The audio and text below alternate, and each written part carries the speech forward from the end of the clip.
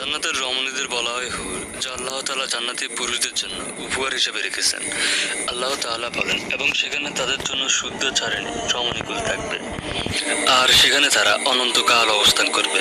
জান্নাতের হুর যারা হবে উঠতি বয়সের যুবতী রমণী, তাদের প্রতিটি অঙ্গ প্রত্যঙ্গে প্রবাহিত থাকবে নব যৌবনের স্বর্গীয় সুধা। একবার তাদের দিক থেকে দৃষ্টি ফিরিয়ে পুনরায় তাকালে তাদের সৌন্দর্য 70 গুণ বেড়ে যাবে। সুবহানাল্লাহ। তাদের গাল হবে গোলাপ ও আপেলের মতো লাল মিশ্রিত সাদা বর্ণের, গলায় পরানো থাকবে মণিমুক্তের অলংকার। তাদের চেহারা হবে সূর্যের মতো উজ্জ্বল ঝকঝকে, আর যখন তারা হাসবে, হাসি দেখে আপনার অন্তর ভরে যাবে। জান্নাতবাসী তাদের চেহারায় নিজেদের চেহারা দেখতে পাবে যেমন দেখতে পায় আয়নার মধ্যে। জান্নাতের পুরুষরা জান্নাতি হুরদের নিয়ে সুখ শান্তিতে বসবাস করবে।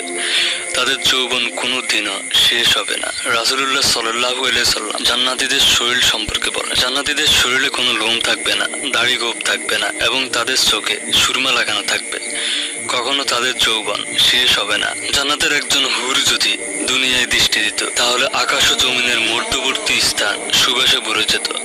পূর্ব, পশ্চিম এবং পৃথিবীটাকে সুসজ্জিত করে দিত।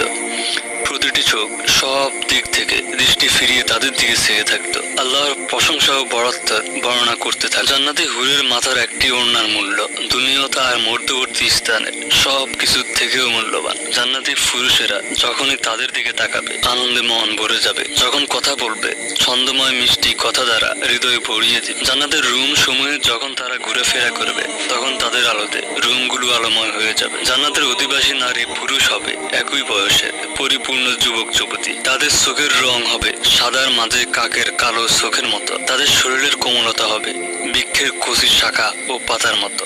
জান্নাতের হুর যখন তার স্বামীর চেহারার দিকে তাকাবে, তখন তার হাসিতে জান্নাত আলোময় হয়ে উঠবে।